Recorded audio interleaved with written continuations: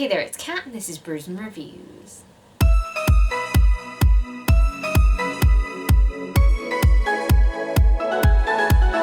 So today's video is just something I randomly thought up one day. I don't actually know if it's been done on BookTube before. I didn't actually look, and I don't think I've seen anything like it before. It's not really an original concept, so link me if you find a video that's similar.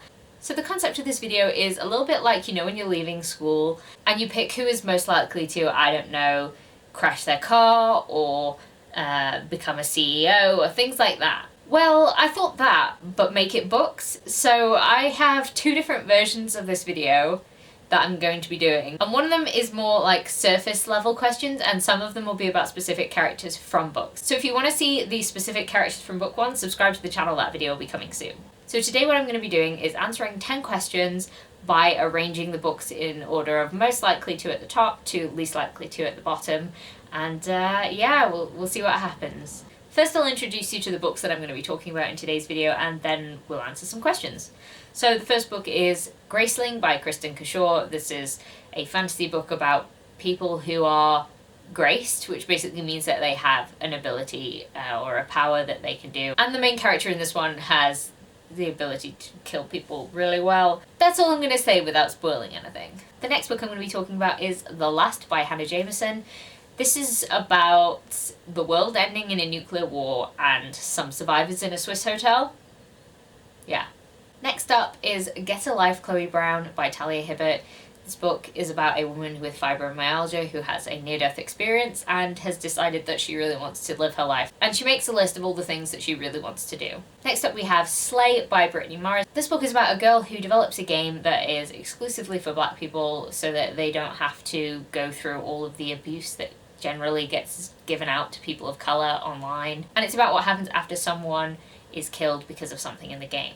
And last on the list is Trail of Lightning by Rebecca Roanhorse. This book is another post-apocalyptic book. It's set in the former Navajo reservation, and it's about a monster hunter who is trying to figure out what is going on where she lives. And there are also some really cool gods in here that I really liked. Okay, so those are the books I'm going to be talking about today, and now I'm going to rate them based on the questions that I came up with. So the first one is most likely to attract me based on cover. So I guess I just come up with which cover that I like the best. This is gonna be hard. Okay, wait. This is really hard when one book is like wider than all the rest. So I went with Slay as the most likely to attract me because look at that cover. It's so gorgeous and stunning and I love it. Then I went with Trail of Lightning because I think that the illustration on the cover is really nice. I really like the sort of shininess to the lightning, and I thought it was cool. I just really liked it. Then I went for The Last. This was actually a cover buy for me, so I think it would be rather poor of me to not rate this highly on this question. I just like the simplicity of it, and I think it looks really intriguing, so I appreciated this cover. Next up we have Get a Life, Chloe Brown. I just think it was really simple, but in a less stylistic way than the other one. I do really like this cover. I love that it's got a cat on it because I love cats. That sounded weird. Anyway, yeah, it's a bit plain. It's cute and it's nice. It's just, I just like it less than I liked all of the other ones. And last but not least, we have Graceland. Because it does have that whole figure standing on the cover thing, just looking out without facial features thing that was popular at one point in time. It was a thing at one point, but I just don't think it's as attractive as it could be. So the next choice is the book that is most likely to make me read into the early hours of the morning. So for that one, I answered it in this order. So I picked Slay as my most likely to, again, because I read this one in one sitting and I was really unwilling to put it down. I got really into it. And I just feel like if I was reading it late at night, I wouldn't be able to stop reading it. Then we have Get a Life, Chloe Brown. I had a very similar situation with that one, although I did put it down, I went to sleep and then woke up the next day and read it then. So that was a close second for me. Then we have Graceland. I read that one really quickly, really enjoyed it, but I don't know how likely I'd be to read it super late into the night. I'd probably be like, yeah, I can finish there and pick it up another day. Trail of Lightning is one that I put down for a while, and then when I picked it up after about 150 pages, then I sped read it till the end. So I feel like depending on where I was in the book, that would be how fast I would read it, because I thought the first 150 pages were quite slow. So I put it in 4th place. And then the least likely to keep me up at night is The Last, because it was intriguing, but I definitely had some problems with that book and I could put it down. I mean, I did. I read it as a buddy read, so I was putting it down every day and I didn't have a problem with that, so. Next up, we have Most Likely to Make Me Laugh Out Loud. And honestly, I can only think of one of these books that did make me laugh out loud. So, the order for Most Likely to Make Me Laugh Out Loud is A Get a Life Chloe Brown at number 1, because I think it did make me laugh out loud. I think there were some really funny moments and cute moments in it, and yeah, I liked it. Then we have Trail of Lightning. I don't particularly remember anything that made me laugh out loud, but also it's not as like depressing as some of the other books that we have on this list. I mean, Slay made me very sad. It did still have a lot of fun in there, so I definitely smiled, but I don't think I laughed out loud at any point. Graceland is a very serious book as well. I liked Poe and Katza, but like most of it is a very serious thing, and The Last is depressing as fuck, so it definitely did not make me smile at all. So our next choice is Most Likely to Make Me Cry. So for this one, I chose Slay on the top of the list. Maybe I just really like Slay, but yeah, this one made me cry a lot towards the end and in the middle a bit, just a lot. It deals with a lot of issues that are facing the Black community and definitely made me cry. Get a Life Chloe Brown is in 2nd place, and that also made me cry for different reasons. More chronic illness, disability focused type crying, but I still really liked it. I think it was more along the lines of happy tears.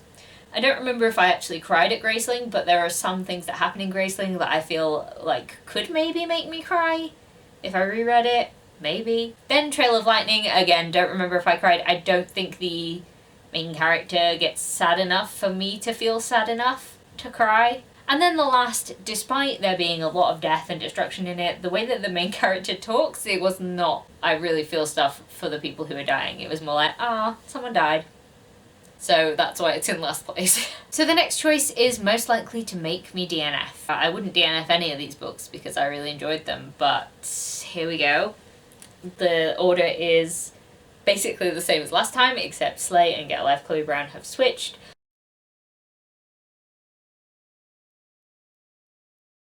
Yeah, I really don't think I'd DNF any of them. I might get really mad at The Last because of its ending. Trail of Lightning did have a slow beginning, and that is really the only reason why these two are lower, because that's more of a cause for me to DNF something if I was going to. This one is just really cute and I love it.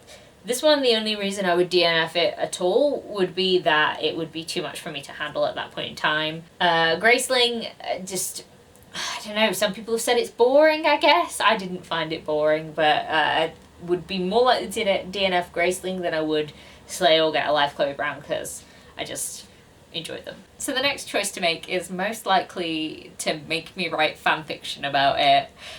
What was I thinking when I made this question up? I really don't know. Okay, so this one is an unusual one because this would usually correlate to how much I like something as how much I would want to write fanfiction about it.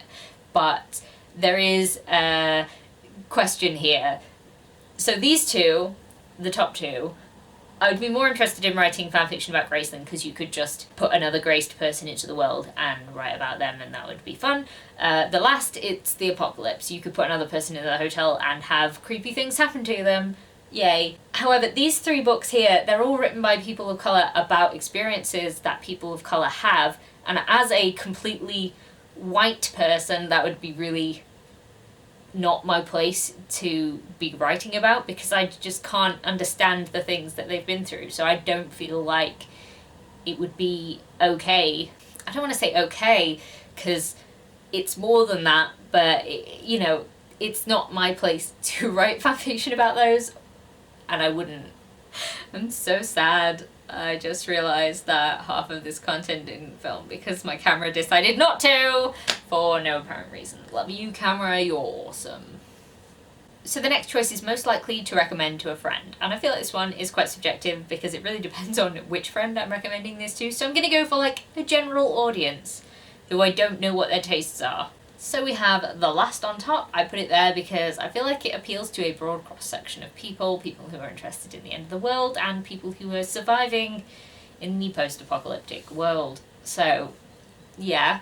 Get a Life Chloe Brown, because I would literally recommend this to anybody who, I don't know, likes romance and fun contemporaries and really wants to see a positive depiction of chronic illness or fibromyalgia. Then I put Slay because I think it's a really important book. I think the only reason I wouldn't recommend Slay to anyone is if their mental health was suffering as a result of things that they hear in the news and things like that. Because as well as having fun moments, it is quite hard-hitting at times, and that would be the only thing I'd be worried about to recommend it sort of generally. But I do really recommend that a lot. Then I recommend Trail of Lightning. Is a fun post-apocalyptic adventure with a kick-ass main character and Navajo gods. So I think this is really interesting and I'd definitely recommend it. And lastly, I'd recommend Graceland. A little bit because I think that fantasy might have moved on a little bit since then. I feel like I could recommend better fantasy books. I don't think about picking this one up again to reread as much as I could with other ones. So I think that's why it ends up at the bottom of the list. Don't go for a ride books. So the next choice is most likely to make me buy merchandise. And I don't know, I went with this order, right? But I'm not really sure I would buy merchandise for any of these aside from maybe Slay, because I feel like you could get some cool things for Slay. There's nothing about them that makes me go, I really want to have a mug that has a quote from that on it or something like that. I don't know. Choice number 9 is most likely to make me yearn for more content. So for this one we have Trail of Lightning at the top, because this one has literally been making me yearn for the second book for about a year now. I don't know why I haven't picked it up yet, don't ask me that, like reader problems, mood reader problems. But I have been thinking about the sequel for this, so it has actually been making me yearn for the sequel. So yeah, Trail of Lightning definitely at the top. Slay, I would love to see more content from that world. I think more stories from other people who are involved in the game would be great. Get a Life Chloe Brown, there's always more cuteness to be had, and I know the sequel follow on about the sisters, but I'm kind of hoping that we'll get little snippets of Chloe appearing, like the sisters appeared in Chloe's story, so that would be cute. Graceland, I feel like kind of tied up its own story. Like, it would be cool to see more graced people and different things in that world, but I'm not super yearning for it. And then the last, well, I'm glad it's the last, because I didn't really like the ending, so yeah. And the last choice I have to make is most likely to get a TV or film adaptation, and for that I have this pile. So, this pile is largely tempered by what I think the people who make films and TV would actually do. So Slay is at the top because I feel like it is a really interesting story. I'd be so interested in seeing an adaptation of that. And since they have made films out of The Hate You Give and Ready Player One, I kind of feel like you could maybe like suggest it or pitch it as a mix of the two. I don't know. I would really like to see it as, so I kind of put it on there despite what I think people might do.